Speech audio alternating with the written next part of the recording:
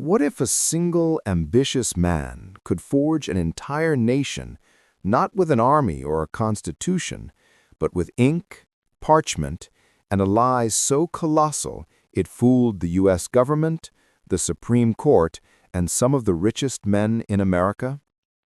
This is the true story of James Addison Reavis, a man who spent nearly 2 decades creating the most elaborate and successful land fraud in history, claiming ownership of a 12.5 million-acre empire, an area larger than Massachusetts and New Jersey combined, which encompassed the booming heart of Arizona, including the rich silver mines, the entire city of Phoenix, and the bustling town of Yuma. He didn't just claim land, he manufactured a history, complete with Spanish royalty, secret documents, and a beautiful heiress, threatening to bankrupt the entire American Southwest. His reign was so audacious, his deception so complete, that he became known simply as the Baron of Arizona. Part 1. The Genesis of the Lie, 1843 to 1880. Chapter 1. The Scrivener of St. Louis. James Addison Reavis was born in Henry County, Missouri in 1843. He was not a man of wealth or influence, but he possessed 2 profound gifts: an almost artistic hand for forgery, and an absolute mastery of legal terminology. After serving briefly, and somewhat unremarkably, in the Confederate Army during the Civil War, Reavis found his way to St. Louis, Missouri. He set himself up as a real estate and claims agent, a legitimate profession in the rapidly expanding American West, where property boundaries were often fluid, and old Spanish and Mexican land grants still cast legal shadows.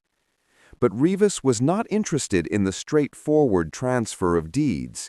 He was a scrivener of unparalleled skill, and he quickly learned the nuances of old Spanish handwriting, the delicate paper of the colonial era, and the subtle bureaucratic stamps of the Spanish colonial archives. His initial forgeries were small-time, petty frauds, but they taught him a crucial lesson: complexity equals credibility. The more documents he created, the more seals he embossed, the more signatures he copied, the harder it became for any single lawyer to challenge the whole edifice. Chapter 2. The Seed of Empire. Reavis's destiny changed in the late 1970s when he encountered an old, impoverished Californian named George M. Willing. Willing was a low-level schemer who possessed the seed of a grand idea, a fraudulent claim to a massive yet vague Spanish land grant in the Southwest known as the Peralta Grant.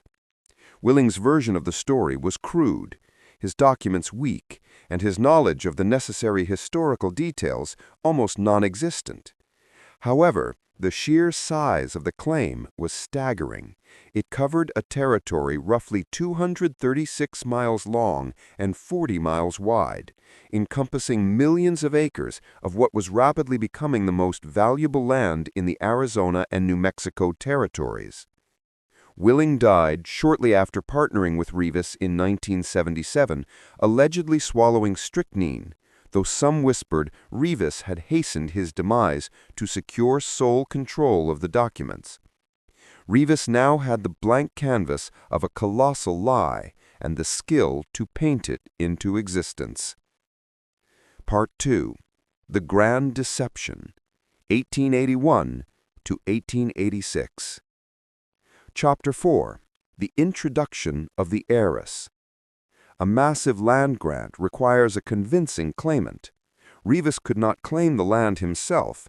That would make him merely a speculator. He needed an heir, a figure of tragic legitimacy whose claim could command sympathy and credibility. In 1882, Reavis found his perfect claimant, a young, beautiful, and unassuming woman named Sofia Loretta Michaela Masso y Peralta de la Córdoba. She was an orphan from a poor family in California who had been raised by a Mexican priest.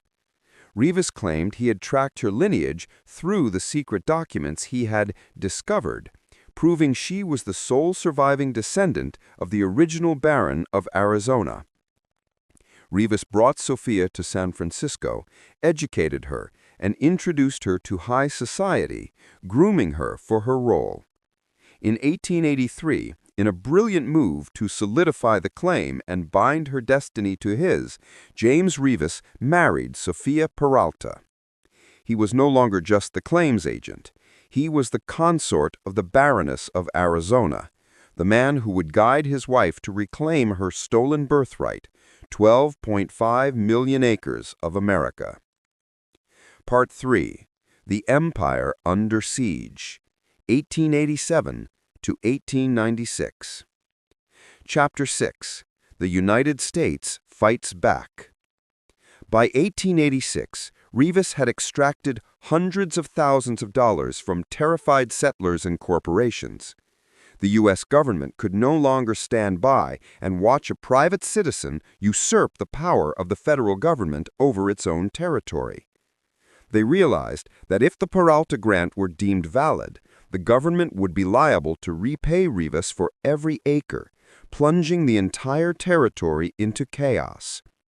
The U.S. Department of Justice and the Public Lands Commission launched an unprecedented investigation led by Survey General Royal A. Johnson and later the brilliant and tenacious Special Agent Louis V. Bogie. The government's primary strategy was simple: follow Reavis's footsteps. They dispatched investigators across 3 countries to meticulously review every document and archive Reavis claimed to have visited. The investigators quickly made breakthroughs that exposed the brilliance and the flaws of Reavis's forgery. The Mexico City discovery. In the National Archives of Mexico, investigators found the large colonial book where Reavis had inserted his documents. The ink used for the Peralta entry was darker and fresher than the surrounding entries, and critically, the writing was on a blank end paper that had been glued back into the book with a slightly different adhesive. The binding had been expertly compromised and restored. The Madrid microclue. In the Spanish Royal Archives, the document detailing the original 1478 grant was discovered to be an insertion. Bogie's investigators noted a historical error. The signature of the royal secretary on the document was of a man who had not been appointed to that office until 1751, 3 years after the document was supposedly signed. Reavis, for all his research, had missed one single tiny date, and that microclue broke the royal patent. The paper trail. A final devastating revelation came from analyzing the paper itself. Reavis's early partner, Willing, had been a pharmacist, and his document had been written on paper with a subtle watermark. Reavis's early insertions also contained paper that, while chemically aged to look old, was found to have been manufactured in a specific European mill that did not begin production until 1858, over a century after the documents were supposedly signed. The government concluded that Reavis had not discovered a historical truth. He had fabricated a historical universe using painstaking forgery, archival sabotage, and a colossal amount of nerve. Chapter 8. The Showdown in Court. In 1895, the United States finally brought James A. Reavis to trial in San Francisco, charging him with conspiracy to defraud the United States government. The trial was a sensation. Reavis, acting as his own co-counsel, was eloquent and defiant, arguing that the government was simply trying to seize his wife's rightful heritage. He presented his evidence, hundreds of documents, in a massive, overwhelming wave, forcing the prosecution to counter him document by document, signature by signature. Louis V. Bogie and the federal prosecutors were ready. They presented their evidence of archival tampering, the glue on the end papers, the signature of the royal secretary, the anachronistic watermarks, and perhaps most damningly, expert graphologists who testified that the dozens of different signatures of Don Miguel de Peralta across 150 years of documents were all drawn by the same modern hand, James A. Reavis. The evidence of his meticulous crime was laid bare. Reavis's genius was undeniable, but his fraud was now exposed. In a stunning victory for the U.S. government, Reavis was convicted. Part 4. The Aftermath and the Legacy. 1897 to present. Chapter 9. The Fall of the Baron. James A. Reavis was sentenced to 6 years in prison and fined thousands of dollars. His empire, the 12.5 million-acre barony of Arizona, instantly vanished. Tens of thousands of settlers and landowners were finally free of the legal cloud that had hung over their homes for a decade.